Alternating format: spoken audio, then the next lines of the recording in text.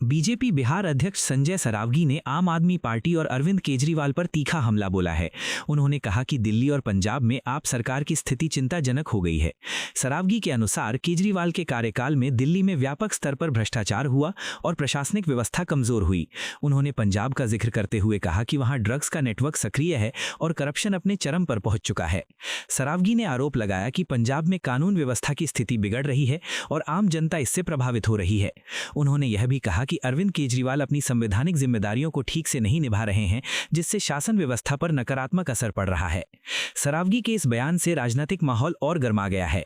आपकी ओर से इन आरोपों का जवाब आने की संभावना है, जिससे दोनों दलों के बीच बयानबाजी और तेज हो सकती है। जो हालत है पंजाब सरकार की या अरविंद केजरीवाल की दिल्ली की जो सरकार जब उनके समय में चल रहा था, पूरे दिल्ली को उन्होंने लूटा। और आज पंजाब की क्या हालत है? आज पंजाब में नशा के गिरोह सक्रिय हैं। आज पंजाब में भ्रष्टाचार चरम पर है और एक मंत्री ने जिस तरह जिलाधिकारी को सरेआम बेइज्जती किया, और ये घटनाएं रोज घट रही है। अरविंद केजरीवाल जी किसी भी संवैधानिक दायित्व में नहीं है, और जब वो पंजाब जाते हैं तो ऐसा लगता है कि वो सुपर मुख्यमंत्री है। तो आज पंजाब के मंत्रियों का व्यवहार, पंजाब के नेताओं का व्यवहार, पंजाब के सरकार के उच्च नेताओं का व्यवहार जो है वो सही नहीं है। और जो उन्होंने किया है मंत्री ने एक जिलाधिकारी के साथ, वो किसी हालत में भी ये अमर्यादित, ये किसी हालत में भी बर्दाश्त योग्य नहीं है। कांग्रेस प्रवक्ता सुरेंद्र राजपूत ने भारतीय जनता पार्टी पर गंभीर आरोप लगाते हुए कहा कि जहां भी बीजेपी जाती है वहां हिंदू और मुसलमानों के बीच फूट डालने की कोशिश करती है। उन्होंने कहा कि पार्टी धार्मिक मुद्दों को उभारकर समाज में तनाव पैदा करती है। राजपूत ने आरोप लगाया कि बीजेपी मस्जिदों के नीचे मंदिर ढूंढने और मंदिर से जुड़े विवादों को बढ़ाने की राजनीति करती है। उनके अनुसार यह रणनीति समाज को बांटने के लिए अपनाई जाती है। उन्होंने रोजगार के मुद्दे पर भी सरकार को घेरा और कहा कि बीजेपी ने 2 करोड़ नौकरियां देने का वादा किया था, लेकिन वो अपने वादे पूरे करने में विफल रही है। राजपूत के इस बयान से राजनीतिक बहस और तेज हो गई है और आने वाले समय में इस पर सत्ताधारी पक्ष की प्रतिक्रिया भी सामने आ सकती है। देखिए, भारतीय जनता पार्टी जहां जहां पर भी जाती है वहां सिर्फ हिंदू मुसलमान करने की कोशिश करती है। मस्जिदों के नीचे मंदिर खोजने की कोशिश करती है, मंदिरों के विवाद को बढ़ाने की कोशिश करती है। कहीं पर भी ये रोजगार की बातें अगर करती भी है तो झूठी करती है। कहती है 2 करोड़ रोजगार देंगे, 2 लाख रोजगार भी नहीं देती है। कहती है कि सब घरों को छत देकर सब लोगों को छत देंगे, वो बिल्कुल नहीं देती। किसानों की आय को दूना करने की कहती, किसानों का कर्ज और खर्च 3 गुना हो जाता है। तो भारतीय जनता पार्टी सिर्फ और सिर्फ हिंदू मुसलमान की राजनीति करके अपनी सांप्रदायिकता के जहर से वोटों की फसल काटना चाहती है। केरल इतना शिक्षित राज्य है कि ऐसे लोगों की, जो जहरीले लोग हैं, केरल में कोई जगह नहीं। मंत्री रामकृपाल यादव ने चैती छठ पर्व को लेकर अपनी व्यक्तिगत और पारिवारिक आस्था के बारे में जानकारी दी है। उन्होंने कहा कि हर कोई चैती छठ नहीं करता, लेकिन उनकी पत्नी नियमित रूप से यह पर्व करती हैं। यादव ने बताया कि उनकी पत्नी ने कई बार दिल्ली में भी छठ पूजा की है और इस बार भी वो पूरी श्रद्धा के साथ यह व्रत कर रही हैं। उन्होंने कहा कि यह पूजा केवल व्यक्तिगत नहीं बल्कि समाज और राज्य की भलाई के लिए की जाती है। उन्होंने कहा कि उनकी पत्नी बिहार, पटना और दानापुर के लोगों की सुख समृद्धि और खुशहाली के लिए यह व्रत रखती हैं।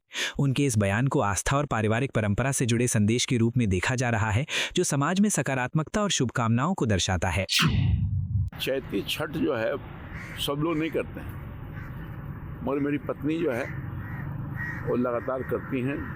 दिल्ली में भी 1-2 बार अवसर मिला है तो वहाँ भी किया गया है, और इस बार भी चैती छठ हमारी पत्नी कर रही हैं। सबके कल्याण के लिए, बिहार के कल्याण के लिए, पटना के कल्याण के लिए, दानापुर के कल्याण के लिए, सब लोग सुख में रहे, इसका मोटो यही होती है।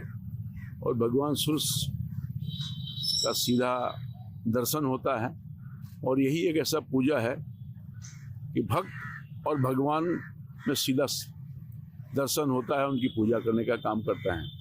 पवित्र गंगा मैया के गोद में हमारी पत्नी वो अर्थ दान देंगी और सबके कल्याण के लिए प्रार्थना करेंगी। बीजेपी सांसद हेमंत सवारा ने देश में फ्यूल सप्लाई और कीमतों को लेकर स्थिति स्पष्ट की है।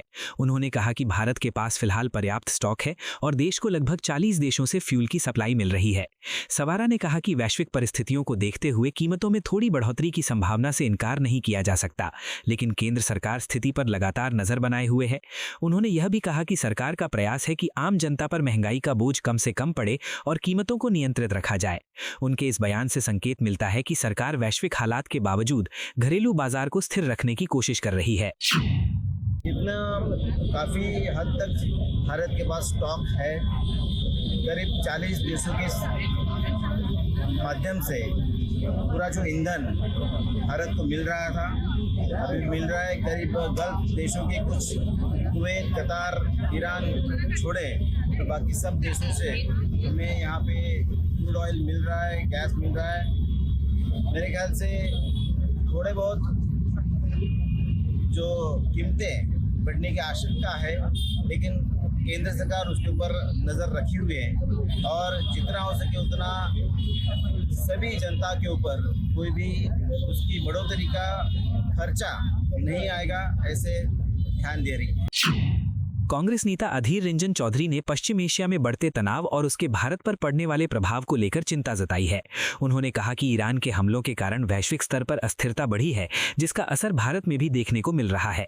उन्होंने कहा कि खासतौर पर हुर्मुज जल डमरो मध्य में किसी भी तरह की गड़बड़ी का असर पूरे एशियाई क्षेत्र पर पड़ सकता है। उन्होंने चेतावनी दी कि इससे जरूरी वस्तुओं की कीमतों में वृद्धि हो सकती है। उन्होंने यह भी कहा कि चीन अपने संबंधों के चलते खुद को कुछ हद तक सुरक्षित रख सकता है, लेकिन अन्य एशियाई देशों को मुश्किलों का सामना करना पड़ सकता है। उनके इस बयान से यह साफ होता है कि अंतर्राष्ट्रीय घटनाएं सीधे तौर पर भारत की अर्थव्यवस्था को प्रभावित कर सकती हैं। ये स्वाभाविक है, क्योंकि ईरान के हमले के चलते हमारे देश की सारी चीज महंगे होते जा रहे हैं। सिर्फ तेल ही नहीं, तेल, गैस, सारे ईंधन जो है, इसका बुरा असर भारत पे जरूर आने वाले हैं, क्योंकि खाड़ी में और खासकर हरमुज खाड़ी में जो रुकावट पैदा हुए हैं, ये रुकावट अगर मुक्त ना हो तो सिर्फ हिंदुस्तानी नहीं बल्कि सारे एशिया की हालत बुरा हो जाएंगे। चीन अपने तरीके से ईरान के साथ दोस्ती के चलते खुद को बचा लेंगे, लेकिन बाकी एशियन जो कंट्रीज है इनके लिए बड़ा मुसीबत पैदा होते जा रहे हैं। और हमारे लिए चिंता की बहुत जायज मुद्दा है, चिंता लाजमी है हमारे लिए, क्योंकि हमारे देश की मान लीजिए पेट्रोल, डीजल, गैस, साथ में खाद, सीमेंट, सारे वेस्ट एशिया, पश्चिम एशिया से ऊपर निर्भर करते हैं। कांग्रेस सांसद सुखदेव भगत ने वैश्विक ऊर्जा संकट को लेकर चिंता जताई है।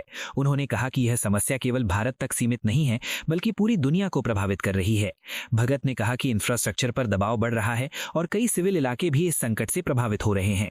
उन्होंने बताया कि लगभग 22 देशों ने इस मुद्दे पर मिलकर काम करने की बात की है, जिससे यह स्पष्ट होता है कि यह वैश्विक स्तर की चुनौती है।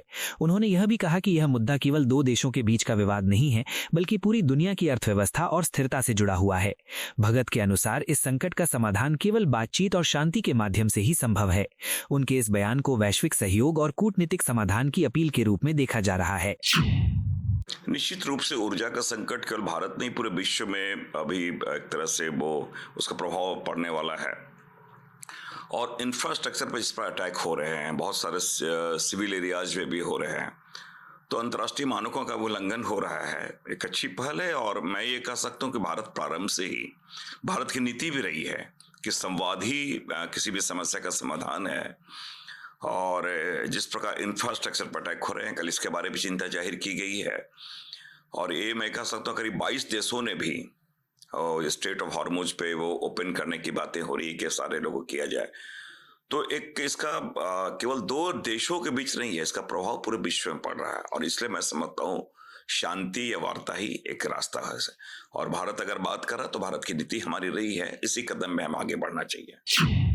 जेडीयू सांसद दिनेश चंद्र यादव ने पार्टी नेता निशांत कुमार को लेकर चल रही चर्चाओं पर प्रतिक्रिया दी।